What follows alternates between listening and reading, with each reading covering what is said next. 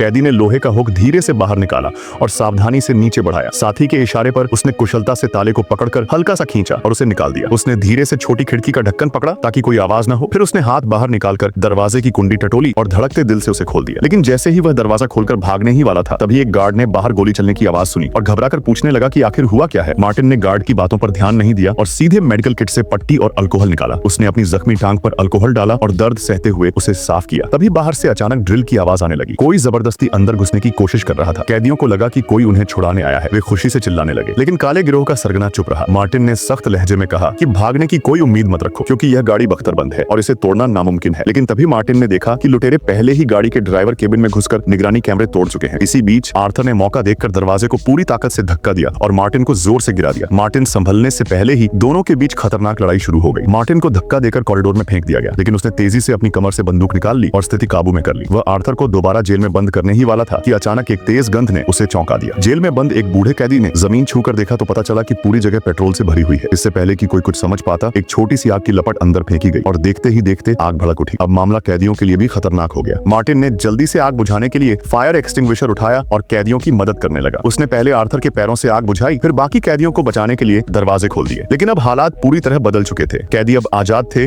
और उन्होंने मार्टिन को घेर लिया। मार्टिन के हाथ में बंदूक थी, लेकिन वह भी पीछे हटने लगा, क्योंकि कोई भी कैदी सबसे पहले गोली खाने के लिए आगे नहीं आना चाहता था। तभी मार्टिन की वॉकी टॉकी बज उठी। दूसरी तरफ किसी हत्यारे की आवाज थी जिसने सबको चौंका दिया। मार्टिन को समझ आ गया कि यह वही आदमी था जिसने उसके साथी पुलिस वालों को मारा था। कैदियों को भी पता चल गया कि मार्टिन के पास गोली नहीं है। वे झुंड बनाकर उस पर टूट पड़े और उसे बेरहमी से पीटा। इस बीच चाबियों का गुच्छा जमीन पर गिर गया। एक कैदी ने झपट कर उसे उठा लिया, लेकिन तभी एक और कैदी ने फायर एक्सटिंग्विशर से उसके सिर पर वार कर दिया और चाबी खुद उठा ली।